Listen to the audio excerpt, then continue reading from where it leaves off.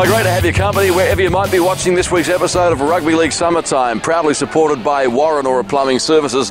Today our camera is located at Parramatta Stadium in Sydney's West, and in the next half hour we're going to take you behind the scenes at the Parramatta Eels training session ahead of their trial match against the Panthers in Griffith this coming Saturday night. So coming up over the next half hour, I'll speak with the club's newly appointed head coach Daniel Anderson. The legendary Nathan Hindmarsh also drops by. I'll speak with Kristen Inu, Luke Burt, Felitti Matteo, and also joining us on Rugby League Summertime, the Parramatta Eels head strength and conditioning coach Hayden Knowles, who will provide an insight into the pre-season here at Parramatta.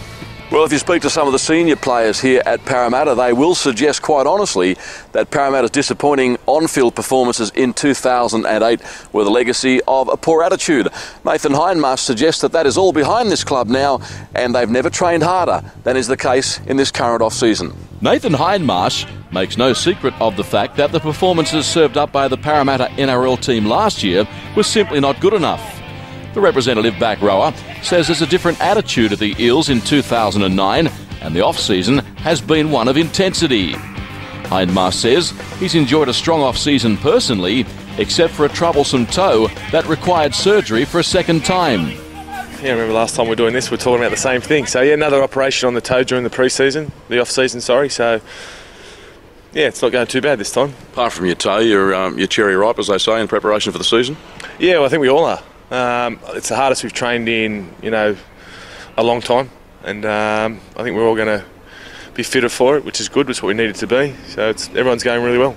Interesting point you say about training harder than you may have for a long time. Are you talking in terms of kilometres in the legs, or what's been different about the training? Yeah, probably the K's in the legs. We're training, somewhere between, minimum 2 hours in a session, so the most we train is nearly 4 hours in one session, so we're knocking up the Ks there, but we've been doing a lot more fitness than we have in the last couple of years, and our weights has probably intensified a lot as well. What about the amount of time the side has spent with a footy in its hands? Has that been on par with previous years, more or less? Probably a bit more. We're going back to a lot of basic skills again, just learning how to pass the ball, and then as the week goes on, we have a decent ball run on Friday arvos. During the disappointments of last season, Nathan Hindmarsh became one of the more outspoken players and was not back coming forward when asked to explain the team's poor results. The Barrel Jr. says it's all about attitude. I think last year, just our attitude all the way through the rookies just wasn't where it needed to be. We definitely let our supporters and as you said, our roster's very good. We've got some great talent in the club, but we just didn't get together on the field. So I think this year we've new coach, more of a buzz around the place this year, and the embarrassment of last year is going to make us try harder this year. You allude to the new coach. You've also outlined the fact that you've trained harder. Is that something Daniel Anderson has put into place? Yeah, I think so. It's probably always been his type of thing. I had him in SG Ball and he trained very hard then. So I think he just wants to get the best out of every player, whether, as I said, you're a rookie or you're a seasoned first grader. So it's good at shaking a few of the boys up a bit, back to where it used to be. Train hard and you play hard and you feel better. So it's going very well. Mate, what about your own footy? This time last year, I recall you saying that you wanted to work more on your offence and do more with the football, and probably less emphasis on your world famous defence, which is still mind-boggling.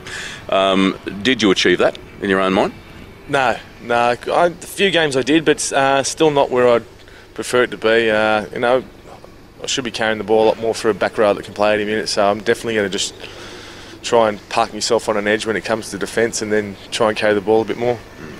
Eels fans watching this will be sweating on every word a guy like you says. Your expectations, realistically, for the season, top 8, nothing less, I'm sure of that. But can you go better than that? Are we talking top 4? At the moment, we'll just start at top 8. But if we start well, we definitely, on paper, we should be a team that's in the top 4 anyway.